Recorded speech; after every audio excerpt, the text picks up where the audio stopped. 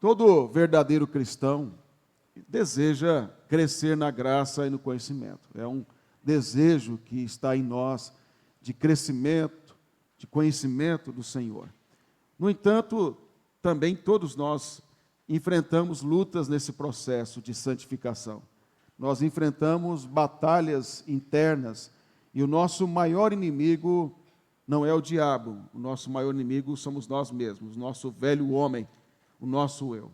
E nós lutamos contra essa velha natureza que batalha contra a nova natureza. E às vezes há momentos em que nós crescemos, há um desenvolvimento notável da nossa fé, e há outros momentos que a gente se sente desanimado, se sente duvidosos, temerosos, ou às vezes cometemos pecados que entristecem o Senhor. Nós enfrentamos também, além do velho homem, nós enfrentamos batalhas externas que é contra Satanás. O apóstolo Paulo, lá em Efésios, capítulo 6, fala que nós temos que nos revestir do poder de Deus, para ficarmos firmes contra as ciladas do diabo. Nós estamos em terreno inimigo, e o reino parasita, que eu já expliquei para vocês, cria várias armadilhas, seduções, há várias coisas tentando nos tirar do propósito de crescer em graça e conhecimento.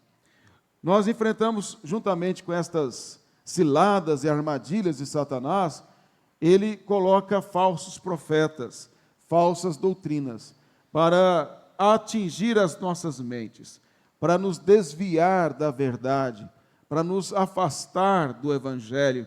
E, às vezes, essas falsas doutrinas, elas causam alguma influência na nossa perspectiva a respeito de andar com Deus.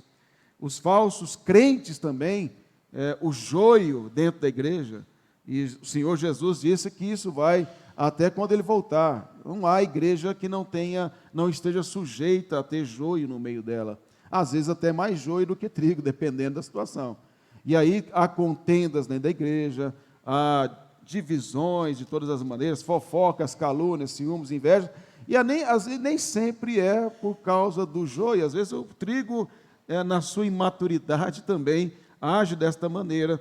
Mas o fato é que nós enfrentamos todas estas pressões, e aí somado ao velho homem, somado às ciladas do diabo, aos falsos profetas, às falsas doutrinas, aos falsos crentes, o mundo também está contra nós. É um ambiente realmente bastante difícil. São muitas lutas que nós enfrentamos. E nós não podemos superar isso, não podemos passar por essas situações sem a graça de Deus. É a graça de Deus que nos sustenta. É a graça de Deus que nos capacita. Como nós já vimos, Paulo explicando aqui que é o Pai que nos torna idôneos. É Ele que nos capacita, nos habilita, nos fortalece. Sem a graça nós não podemos. Não tem crente, não tem super crente. Pode ser o pastor mais piedoso que tiver, está sujeito a cair, o presbítero, o diácono, a irmã mais piedosa da igreja. Todos nós estamos sujeitos à queda. Todos nós dependemos da graça do Senhor. E nós precisamos reconhecer isso. O tema que foi passado é radicados, edificados em Cristo Jesus, o Senhor, discípulos enraizados. Esse é o tema geral e é sobre ele que eu vou trabalhar agora com os irmãos, baseado nesse texto aí, do capítulo 2, versos 6 e 7. Vamos trabalhar as expressões que aparecem no verso 6 e 7 e conectá-las com o restante da carta e também com as Escrituras. A gente vai partindo do texto e vai ampliando o nosso entendimento a respeito dele, com as informações que já foram dadas nas duas primeiras palestras. Então, o primeiro ponto que eu vou trabalhar com os irmãos é o verso 6, ora, como recebestes Cristo Jesus, a instrução recebida. Esse é o primeiro aspecto que eu vou trabalhar com os irmãos. Quando nós olhamos aqui, ora, como recebestes Cristo Jesus, o Senhor, nós precisamos conectar esta fala de Paulo aqui de início com os versos anteriores. E especialmente o verso 3, quando Paulo diz, em quem em quem todos os tesouros da sabedoria e do conhecimento estão ocultos. Paulo mostra que todos os tesouros da sabedoria estão em Cristo Jesus. Cristo é a própria sabedoria de Deus. O Senhor Jesus é tipificado lá em Provérbios, lembra lá da sabedoria que exorta o filho meu, lá em Provérbios? A sabedoria é uma pessoa lá em Provérbios, ela fala, ela exorta, ela fala em parábolas, ela é desde a eternidade, ali é Cristo Jesus. E o Senhor Jesus é a própria sabedoria de Deus, e nele, portanto, encontra-se toda a sabedoria. Por que Paulo diz isso aqui nesta carta? Porque aqueles irmãos estavam sofrendo ataques de hereges, que estavam ensinando filosofias vãs, estavam ensinando rudimentos desse mundo, estavam ensinando conhecimentos que aparentemente levariam eles a ter uma espiritualidade mais elevada. E Paulo diz, não, é em Cristo Jesus que nós encontramos toda a sabedoria. Vocês não precisam de nada e de ninguém além do próprio Cristo. Ele é suficiente para vocês. Vocês não precisam de misticismos, vocês não precisam de legalismos, vocês não precisam de tradições de homens para conhecer o Senhor e ter intimidade com Ele. Vocês precisam apenas e somente de Cristo Jesus para que vocês possam crescer. Então, Paulo está mostrando a eles que a fonte e a própria sabedoria é Cristo, todo conhecimento nele está. O que significa é que não há fim para conhecer a Cristo. Nós teremos toda a eternidade para conhecê-lo e será insuficiente, porque o Senhor é infinito em poder e glória. O que nós aqui aprendemos é uma prévia, uma introdução de algo muito superior ainda que aprenderemos na eternidade, e o que aprenderemos na eternidade é pouco, não é nada comparado, não tem nem como comparar, porque não tem fim, nem início nem fim, quem Deus é, o seu conhecimento e sabedoria. Mas uma coisa é verdade, quanto mais nós aqui aprendemos da palavra de Deus, mais descobrimos que não sabemos nada. Quando você vê um crente que começa, porque lê uns livrinhos aí, e começa a dizer que sabe alguma coisa, é um ignorante. Porque quanto mais alguém estuda a palavra de Deus, mais ela é humilhada. Eu gosto muito de uma pregação que é citada de Spurgeon, que ele diz que conhecer a Deus humilha a mente. Conhecer a Deus humilha a mente. Mas ao mesmo tempo que humilha a mente, ele diz, expande a mente. Ela humilha e expande. Humilha e expande a mente. Quando você vê algum crente que acha que sabe alguma coisa, é uma pessoa que não sabe nada. Eu vou citar aqui um bom exemplo da nossa igreja, entre outros bons exemplos. Reverendo Edivaldo, foi nosso professor, aí eu, Reverendo Marcos, Reverendo Edivaldo. Todos nós que fomos alunos do Reverendo Edivaldo, nós respeitamos muito ele. E eu tenho o privilégio de tê-lo no presbitério Bandeirante, né? E eu sempre falo, reverendo, o senhor é obrigado a ir no presbitério. A presença do senhor é fundamental para nós, é uma referência. Reverendo Edivaldo, ele é um profundo conhecedor das Escrituras. Há mais de 40, 50 anos estudando as Escrituras. E você sempre o vê empolgado com a Bíblia. Ele está sempre conhecendo mais. Ele um dia ligou para mim falando que estava estudando sobre o sacerdócio universal dos crentes, porque ele não teve, durante o ministério, tanto tempo para aprofundar sobre o assunto, porque a igreja exige você estudar questões específicas durante o ministério, você não tem a liberdade de estudar o que você quer, às vezes. E ele diz, agora eu estou podendo e estou aprendendo mais sobre isso, depois de 50 anos. E ele estava empolgado e falando, e expondo por telefone. Isso me humilha diante desse conhecimento. Reverendo João Alves, que foi o maior teólogo da nossa igreja conservadora, sem dúvida nenhuma, pouquíssimo reconhecido em nossa igreja e mais reconhecido na IPB que na conservadora, esta é a grande verdade. Injustamente. Reverendo João tem até, quem não sabe, tem um auditório no André Jumper no nome dele. É uma grande honra que é dada ao Reverendo João, a memória dele, na IPB. Então, a memória dele é mais forte na IPB do que, infelizmente, entre conservadores que não valorizaram como deveria, ao meu ver, o homem que Deus usou nesta igreja. Reverendo João, pouco tempo antes de morrer, testemunho da Elaine, a viúva, que ele estava estressado, preparando um sermão para pregar numa igreja. E aí, a Elaine, mas você já tem tudo preparado, a igreja lá é simples. Ele disse, para Deus tem sempre que fazer o melhor. Humilha ou não? O que Paulo está dizendo aqui, também, se vocês olharem o verso 4, ele diz assim, digo para que ninguém vos engane com raciocínios falazes. O que são raciocínios falazes? Ele falou que Senhor é a fonte, é a sabedoria e o conhecimento. Mas tinha lá raciocínios falazes. E lembra que eu falei do sofisma? Sofisma é essa aparente intelectualidade, conhecimento. Parece que sabe alguma coisa de teologia, parece que é algo assim. É igual o pregador alegórico. Pega um texto narrativo da Bíblia e faz uma alegoria criativa lá, e todo mundo fica assim, maravilhado. Davi pegou 5 pedras, e aí a pedra da sabedoria, a pedra não sei do que, e derruba o seu gigante. Olha como ele descobriu isso no texto, porque não está no texto. Davi pegou 5 pedras, depois eu te respondo, porque tinha 5 gigantes entre os filisteus. Ele matou o primeiro, tinha mais 4. Então, se viesse, ele matava também os 4. Então, tem nada a ver com isso. Então, parece que é um negócio assim, sabe?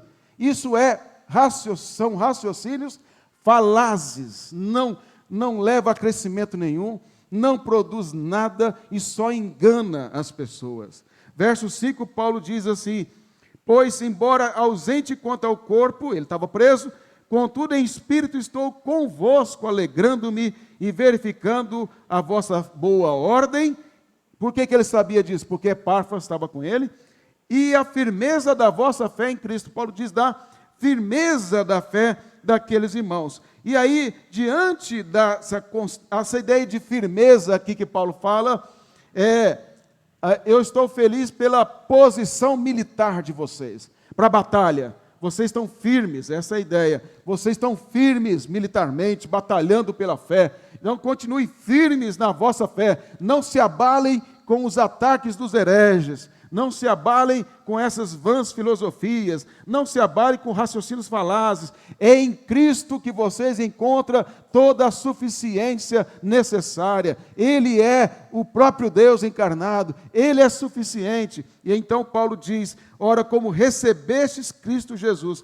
Agora, quando ele diz recebestes, significa que aqueles irmãos haviam recebido instruções bíblicas autoritativas.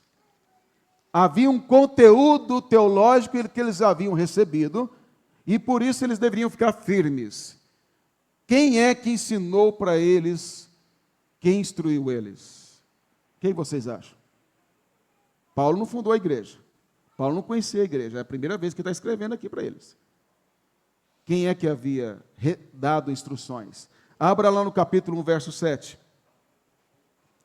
Já falei sobre ele. 1,7. Segundo fostes instruídos por quem? Por Epáfras, era o pastor da igreja. Olha ele falando aqui antes. Vocês foram instruídos por Epáfras, nosso amado conservo, e quanto a vós outros, fiel ministros de Cristo. Epáfras era o pastor da igreja, e ele já havia instruído aqueles irmãos, na verdade. E Paulo está aqui dizendo, o que ele ensinou é correto. Vocês já receberam a instrução, vocês já foram instruídos. No capítulo 2, verso 7 aí, no nosso texto, ele fala de novo aí, como fostes instruídos. Mais uma vez, esse recebestes é a instrução que eles haviam recebido por parte de Epáfras, o pastor daquela igreja. Se esse verbo recebestes aí, ele vai aparecer em outras cartas de Paulo, e eu quero aqui ler com os irmãos, a primeira em 1 Coríntios, capítulo 15, verso 1 e 2. Algum irmão ou irmã, leia, por favor. 1 Coríntios 15, verso 1 e 2. Quem está com os slides pode acompanhar, aí está no texto, no slide aí. 1 Coríntios 15, verso 1 e 2. Alguém lê, por favor.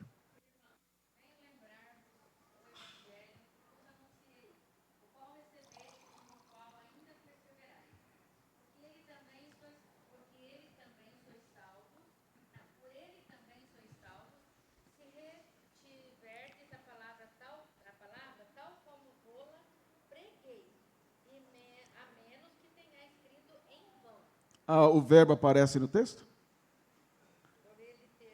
Que vos anunciei, o qual recebestes. O mesmo verbo. Paulo, vocês, irmãos de Corinto, vocês receberam a instrução. Eu ensinei vocês. E vocês devem perseverar. Reter a palavra como eu preguei para vocês. Aqui Paulo está dizendo, eu ensinei para vocês. Na igreja de Colossos, Paulo não havia ensinado diretamente, porque ele não conhecia, não havia fundado aquela igreja. Mas a igreja de Corinto, sim. Ele está dizendo, eu preguei para vocês, vocês receberam a instrução e vocês devem ficar firmes. Outro texto é Gálatas 1:9. Gálatas 1:9. Pode ler, irmãos. Gálatas 1:9.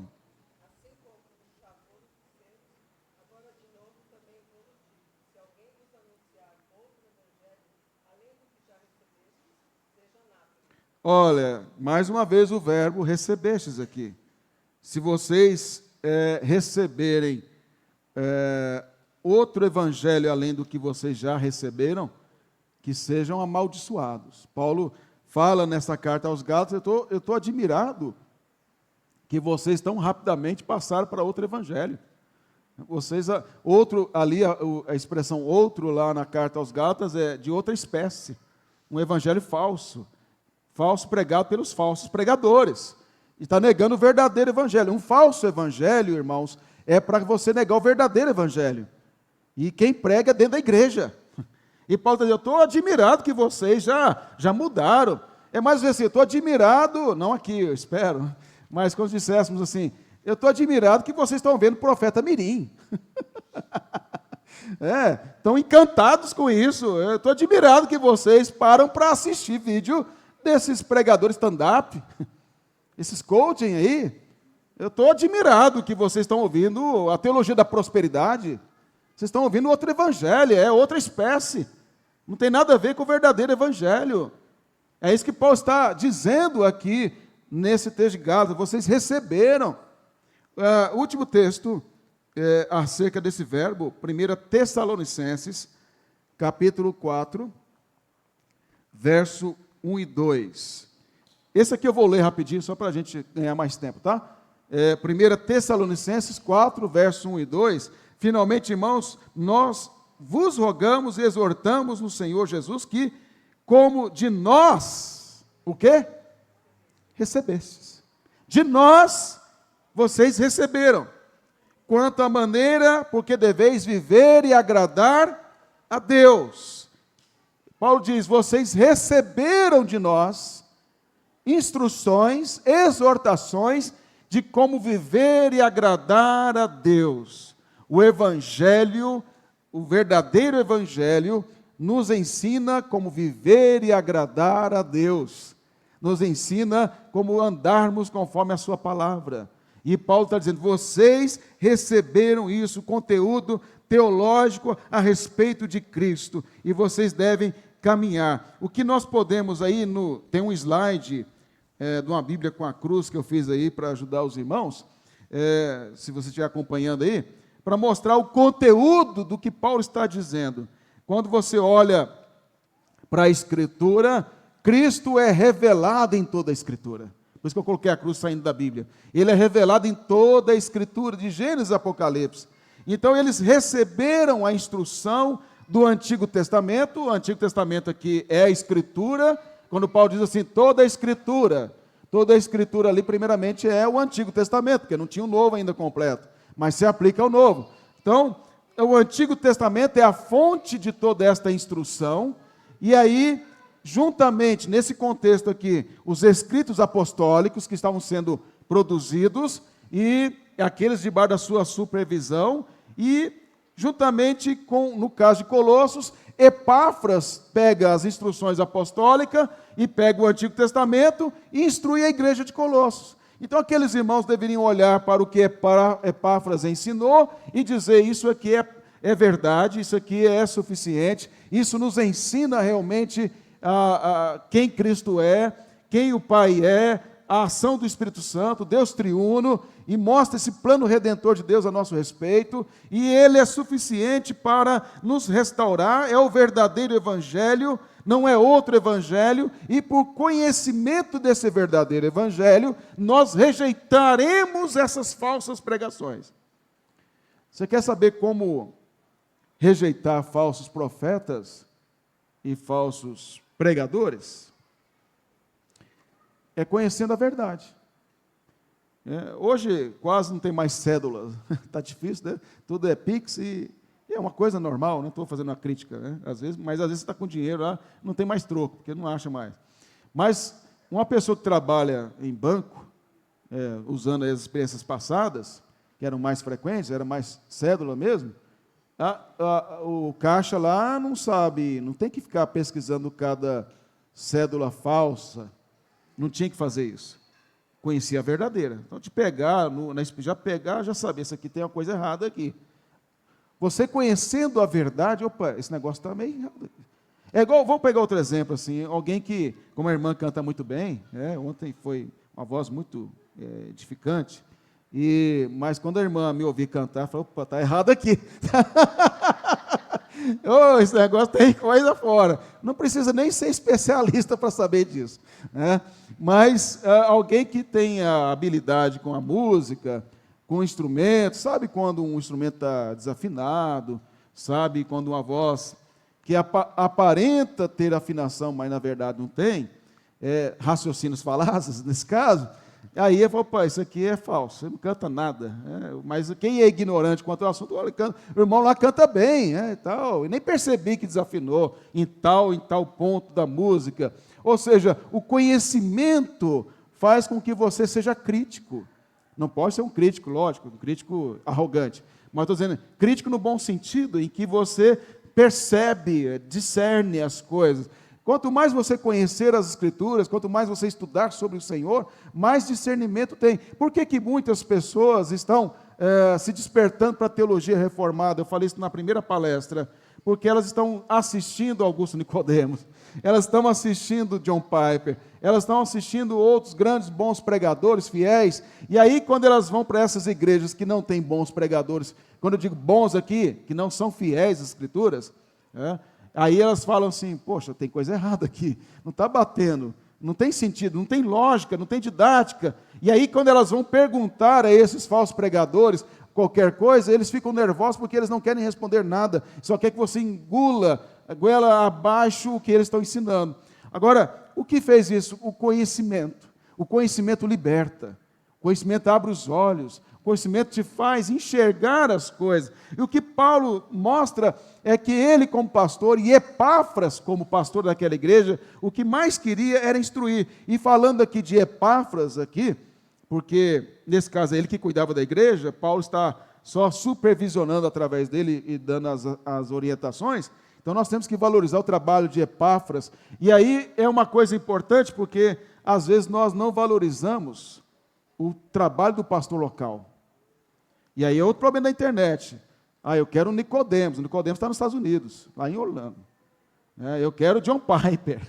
Quer dizer, não, você tem o pastor Marcos, Givaldo, você tem esses Epáfras aí, e esses estão cuidando de você, esses cuidam da sua família, esses estão no dia a dia, quando dá dor na barriga, é eles que vão lá te ajudar, não é Nicodemos, não é John Piper, eles têm o trabalho deles, é importante, mas são esses pastores que acompanham a sua vida, esses pastores que instruem, e aí você vê Paulo valorizando isso, porque no 1, verso 7, ele fala que Epáfras instruía aquela igreja.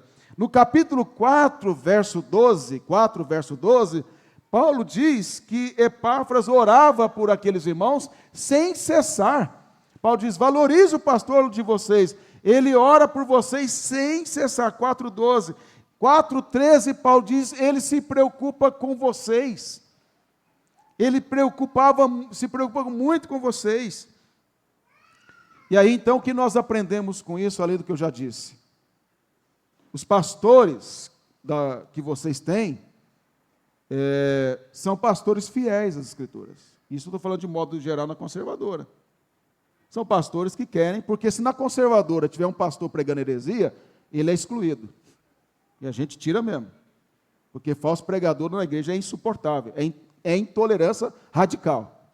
Se está pregando heresia, tem que sair. Por quê? Pastor, presbítero e diácono, não tem um termo lá que assinou lá? O dia que não concordar com a Escritura, com o que a igreja defende, deixa o cargo e dá lugar a outro. Então, enquanto tivermos essa posição, é um zelo que a igreja tem. Nós temos fiéis pastores, cada um com as suas habilidades, cada um com as suas dificuldades também. Mas todos querem ser fiéis, todos querem ensinar, todos se preocupam com a igreja. Então, a igreja tem recebido instrução, não tem? A igreja tem aprendido toda semana.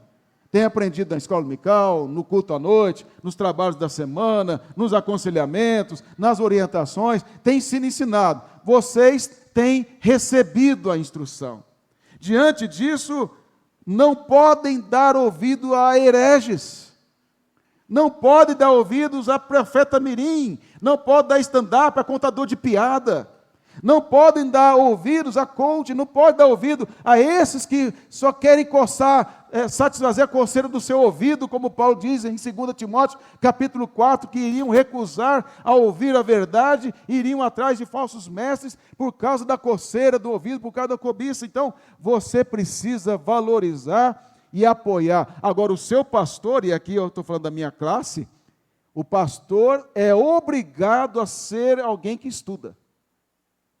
Você quer exigir uma coisa do seu pastor? Não exige que ele seja pedreiro, engenheiro, arquiteto, faxineiro da igreja. Exija que ele estude, que ele se afadigue, que ele se estresse de estudar. Porque ao fazer isso, ensinar bem. Porque essa é a obrigação mais importante do pastor. Eu já fui servente da igreja, eu já pintei igreja, eu já caiei muro, porque não tinha quem fizesse.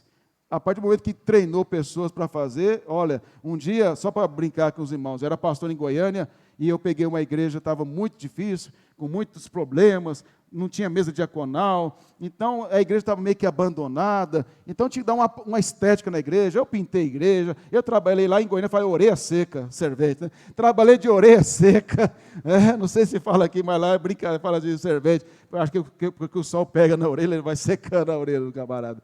Trabalhei de servente, fiz tudo que tinha que fazer, até que Deus abençoou a igreja, desenvolveu e teve uma mesa diaconal. Aí um dia eu estava descendo, a casa era parecido com essa, descia, mas separado com o muro da igreja, e aí dava para, da minha garagem, ver uma salinha da escola dominical, e tinha os diáconos lá pintando, e eu ia para o escritório estudar. Ô pastor, vem aqui pintar. Eu falei assim, cada um no seu quadrado, meu irmão. Agora não vou não. Agora vocês pintam aí, eu vou estudar. Essa é minha obrigação. Eu fiz isso aí enquanto não tinha. Agora não mais. Por quê? Porque essa é a obrigação do pastor, instruir a igreja. É isso que Epáfras fazia com aquela igreja. Vamos então olhar mais o texto? Ora, como recebestes Cristo Jesus, o Senhor, fazer o quê? Andai nele. Andar em Cristo conforme o ensino da Escritura, é o segundo aspecto. Esse verbo andar aqui, esse verbo andar, é uma ordem. Vocês foram instruídos, vocês foram pastoreados por Epáfras e agora por mim, e vocês agora sabem, vocês não têm desculpa, vocês sabem o que tem que fazer, e vocês devem andar em Cristo Jesus. Andar em Cristo Jesus aqui é andar conforme a instrução recebida. E isso faz uma contraposição na carta, que é andar em Cristo, andar de acordo com a instrução. não é andar de acordo com o misticismo. Não é andar de acordo com a filosofia deles lá da época. Não é andar de acordo com os legalismos. O que isso quer dizer? Paulo está mostrando, vocês têm que crescer em conhecimento, e crescer em conhecimento não é desenvolver uma espiritualidade baseada em experiências. Experiência não é a base da fé. Vou explicar uma coisa para vocês. O crente tem experiências com Deus. Cada um de nós tem experiências. Mas a experiência não pode modelar a minha fé. A experiência tem que ser interpretada pela Escritura. A Escritura tem que modelar a minha fé. Então, a Escritura é o instrumento para eu interpretar a experiência que eu tive e avaliar se ela é verdadeira ou não. Não é a experiência que interpreta a Bíblia. O que tem acontecido fora é pegar a experiência para interpretar a Bíblia. Eu tive uma experiência com Deus. Mas eu vou ver agora, eu vou achar um texto que é prova que a minha experiência é correta. Quando eu era seminarista, estava lá cortando o cabelo, quando eu tinha cabelo, né? Lá em Goiânia, e tinha uma cabeleireira amiga da minha mãe, e ela tinha ido no G12, na época estava esse movimento G12, dividindo a igreja, tudo que é jeito, e ela falando assim para mim que ela tinha, vou contar uma experiência, eu não sei se você vai acreditar. Eu falei, conta. Aí ela falou assim, entrei no meu quarto e eu vi Jesus, sentado na cama lá. Eu é mesmo? Eu falei, é. E como é que ele era? Ele estava lá de branco, sei lá, escreveu lá, não lembro mais, muitos anos atrás. E aí, você acredita? Eu disse, não. Mas por quê? Você não viu Jesus, você viu o diabo. Mas como assim? Você acha que se você tivesse visto Jesus, você teria ficado do mesmo jeito? Daniel desmaiou. Jeremias ficou... João caiu aos pés lá, sem força nenhuma. E você quer dizer para mim que você viu Jesus e ficou do mesmo jeito? Não, você não viu Jesus. Mas como assim? Não, você não viu. O que aquela irmã queria dizer, posso dizer irmã, né?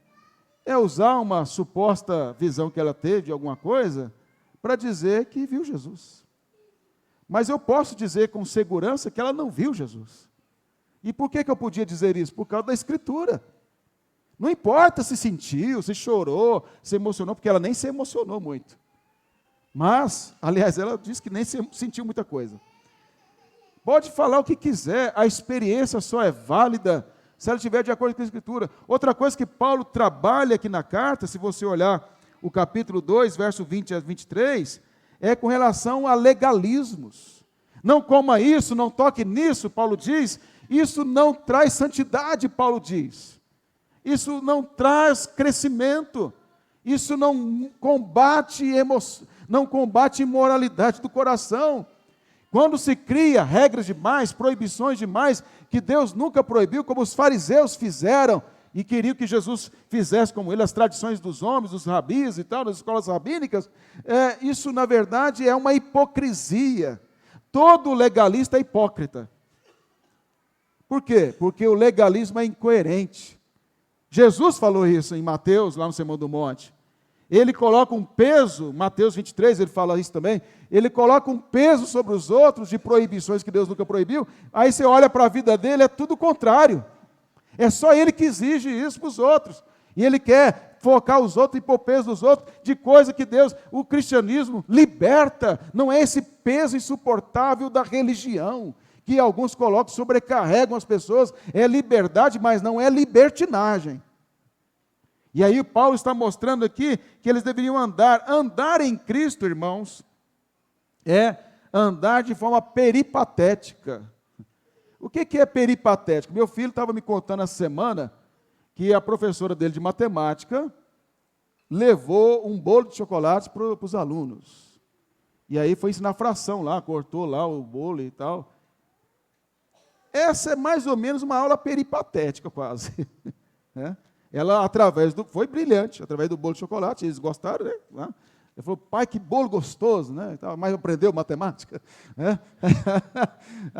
Mas a aula peripatética é o que Jesus fazia. Ele dava aula no monte, no barco, na rua, em qualquer lugar, no degrau do templo, e ele usava coisas do dia a dia para ensinar as pessoas. Os filósofos gregos faziam isso, ensinando através, é aula no campo. A questão aqui, andar com Cristo, andar nele, é andar aprendendo com ele. Não isso que ele falou, vinde a mim, todos que estáis cansados e sobrecarregados, e eu vos aliviarei. Aprendei de mim, porque sou manso e humilde de coração, e encontrareis o quê? Descanso para a vossa alma. Isso não é peripatético? Andar comigo. Eu vou te ensinar, vou te discipular, você vai andar comigo, aprendendo de fato como ser a imagem do meu Pai, a imagem e semelhança. Agora, andar em Cristo também, irmãos, é ter uma cosmovisão. Já ouviram esse termo? Né? Bem, hoje fala muito, né? Mas poucos entendem, na verdade.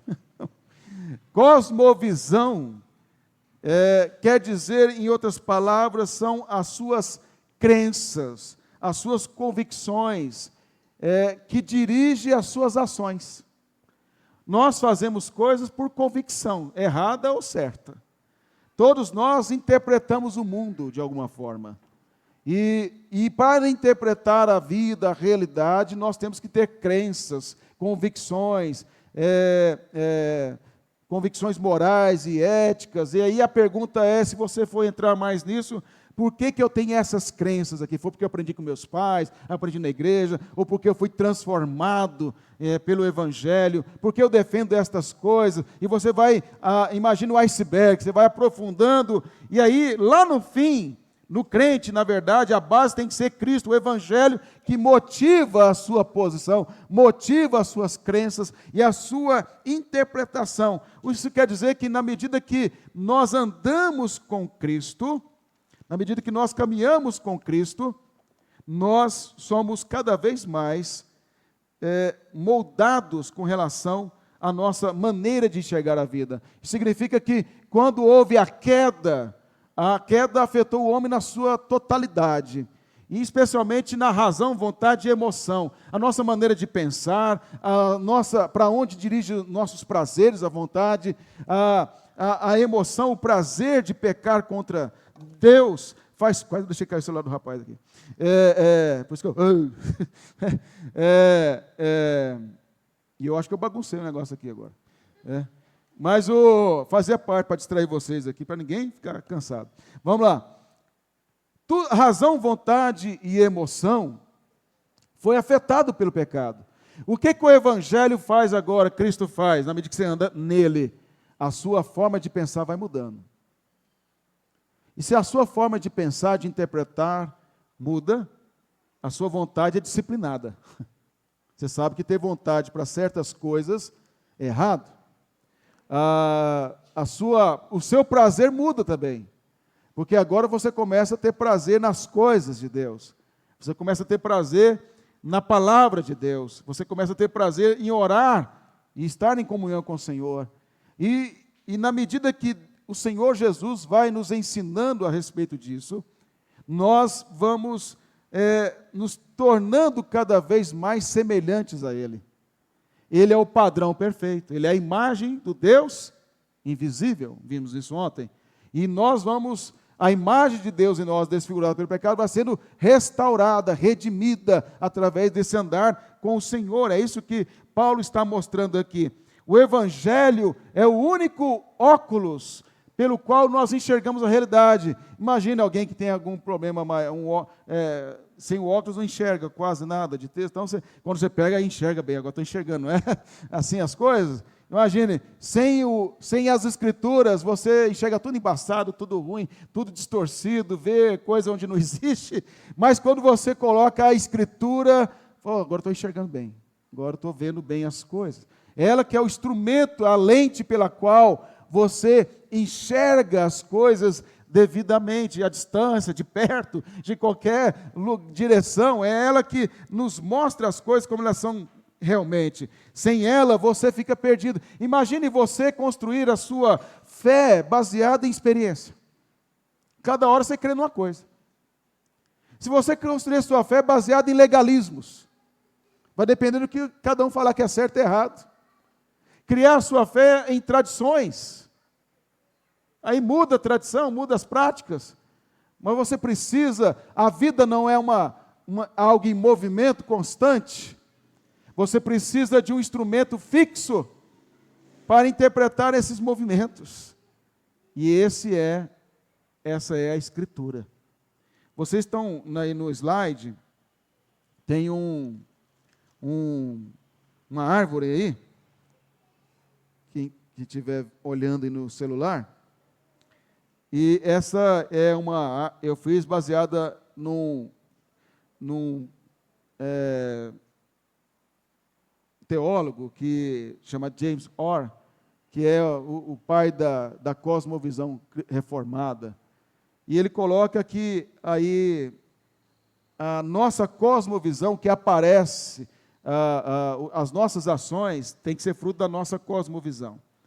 E a nossa cosmovisão é a nossa visão de Deus, é a nossa visão da redenção, do destino humano, do homem, do pecado, da queda. Ou seja, é construído a partir daquela perspectiva da criação, queda, o que mais?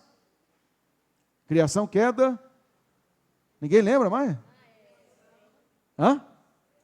Sem olhar. Criação, sem olhar. Ué, isso aqui tem que decorar. Criação, queda, redenção e consumação. Isso. Com essa visão da criação, queda, redenção e consumação que toda a Escritura fala, que fala sobre a visão do homem, de Deus, do pecado, da redenção, de tudo, isso deve modelar a sua cosmovisão. E aí você olha, eu sei que a minha vida não se resume aqui.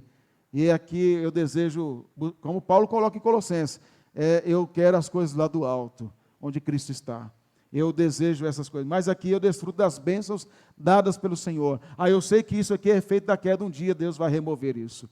Mas isso aqui também é graça de Deus, apesar da queda, e eu devo desfrutar, e assim por diante, ou seja, a sua perspectiva muda completamente. O apóstolo João, na primeira carta, e eu vou só mencionar aqui para ganhar mais tempo, o apóstolo João, ele diz que, lá no capítulo 2, verso 4 a 6, 1 João 2, verso 4 a 6, ele diz que quem guarda a sua palavra verdadeiramente tem sido aperfeiçoado no amor de Deus.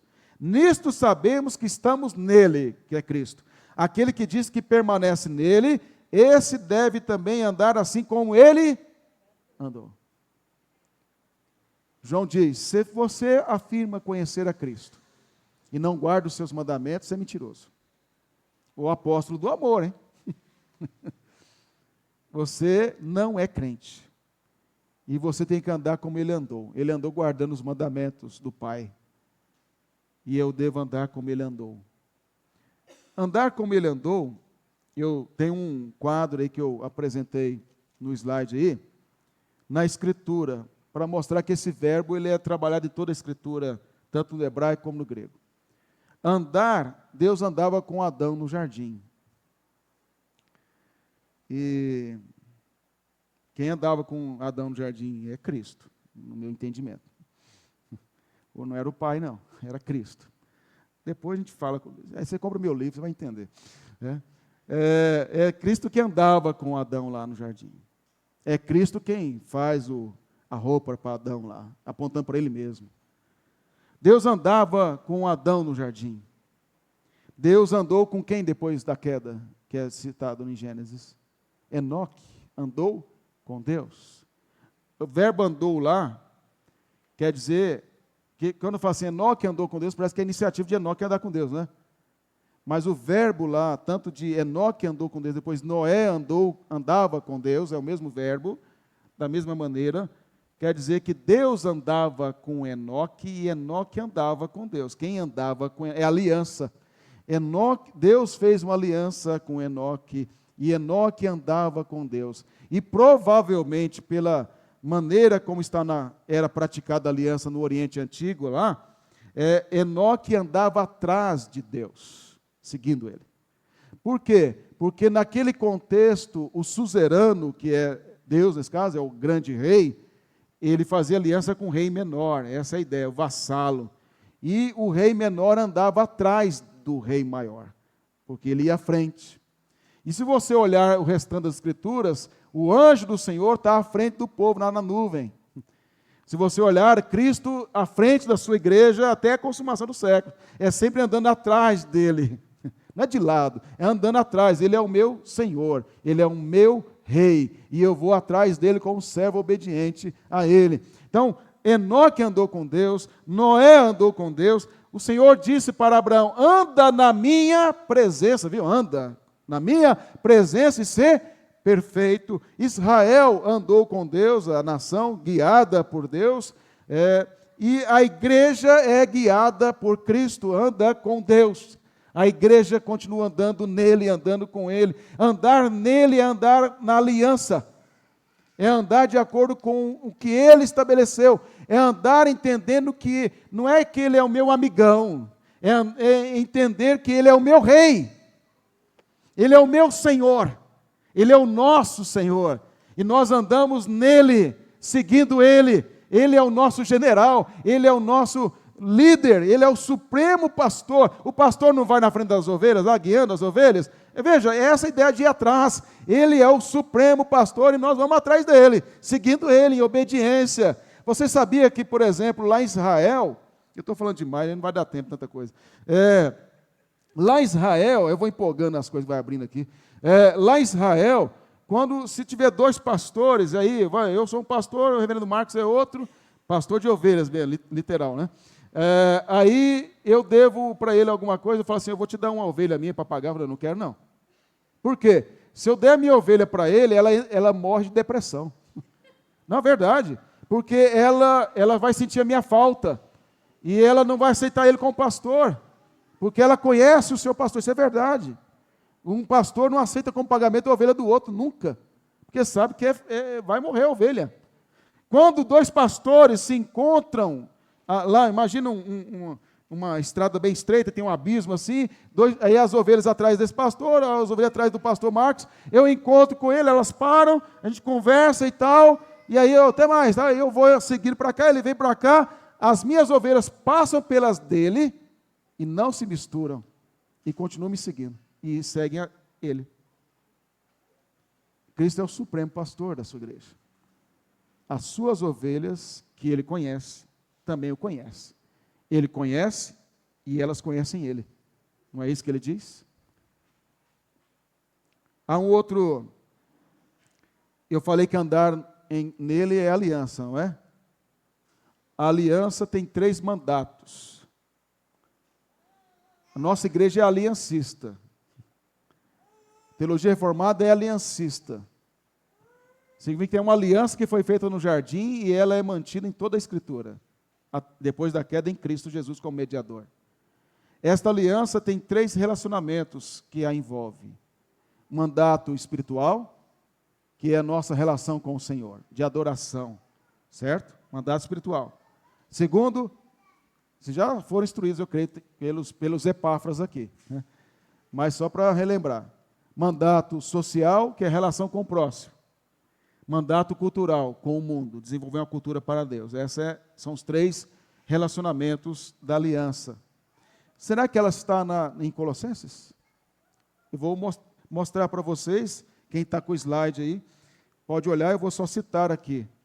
Se você olhar em Colossenses 3, 16 e 17, o que Paulo diz lá?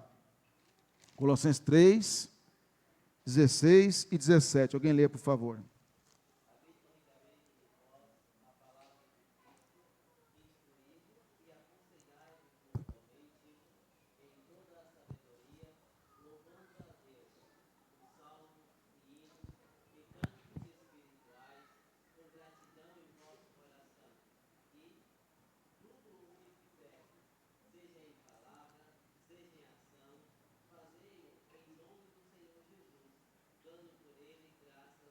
Que mandato é esse? espiritual. Habite em vós ricamente o quê? A palavra de Cristo. E faça o quê? Cante, louve, a adoração. Paulo está dizendo, adore ao Senhor, mas para adorar, habite em vocês ricamente a palavra de Cristo. Depois, não vamos ler aqui, só mencionar, se você olhar aí no capítulo 3, verso 18 a 21, fala do marido, fala da mulher, fala da esposa, fala dos filhos, dos pais, dos servos, não, depois eu falo do servo, então, do marido, da esposa, do marido, dos pais, dos filhos. O que é isso aí? Mandato social. Onde começa o seu relacionamento social? É no casamento. Depois família, depois igreja, sociedade. Ou seja, você relacionar com o próximo, e mais próximo que a esposa e o marido não tem, né? Depois os filhos, e depois outros. Então Paulo está mostrando que andar nele é você ser moldado por ele na relação conjugal, na relação familiar e na relação com os outros da sociedade. Depois do capítulo 3, verso 22, ao capítulo 4, verso 1, ele fala da relação de servos e senhores e servos. Mandato cultural, a maneira que você trabalha, desenvolve a sua vocação. Isso quer dizer o quê? A maneira como você adora, e pelas razões pelas quais você adora, a maneira como você relaciona com o marido, com a esposa, o cônjuge, com os filhos, com os pais, com os irmãos, com os outros, e a maneira como você trabalha, revela a sua vida cristã. Se você está andando nele ou não. É isso aí. A vida cristã não é fragmentada. A vida cristã é total para ele. Todas as áreas. Meu tempo está acabando, vamos lá, não tem mais coisa para falar aqui. Vamos lá. Nós devemos buscar as coisas lá do alto, a carta diz. Fazer morrer a nossa natureza, 3:5. Ele fala de despojar da ira, indignação, maldade, maledicência, linguagem obscena, capítulo 3, verso 8 a 9. Ele fala para vivermos de forma piedosa, capítulo 3, verso 12 a 17. Paulo mostra que esse andar nele envolve sentimentos, emoções, envolve a adoração a ele, envolve o próximo, envolve o trabalho, envolve tudo na vida. Isso é andar com Cristo. Mas vamos lá, vamos caminhar para o fim aqui. Verso 7, capítulo 2, verso 7, diz que andar nele o quê? Radicados, edificados e confirmados. Radicados, edificados e confirmados. Eu coloquei como tríade da fé. 3. Radicados, edificados e confirmados. Vamos ver aqui. O que é ser radicado em Cristo? Radicado é enraizado. Criar raízes em Cristo Jesus. Aprofundar as raízes nele. Para que cresça e frutifique. Há uma imagem no Antigo Testamento que nos ajuda a entender isso. O Salmo 1. Lembra? O homem bem-aventurado ali, que eu preguei na concentração Santa Fé do Sul. O homem bem-aventurado ali é Cristo, mas não vou falar isso, deixa só curiosidade para vocês, ali é Cristo.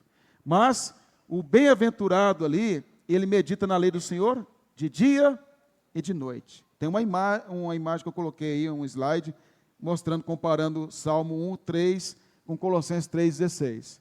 O Salmo 1, 3 fala que ele medita, que ele é como árvore plantada junto a ribeiros de água que dá o seu fruto na estação própria. Suas raízes estão fundamentadas na lei, na palavra de Deus, e ele frutifica, ele obedece. Lá em Colossenses 3,16 diz que habite em vós ricamente a palavra de Cristo. A maneira pela qual você pode ser enraizado e dar frutos é você ter a habitação da palavra de Deus em você. E como que ela pode habitar em você?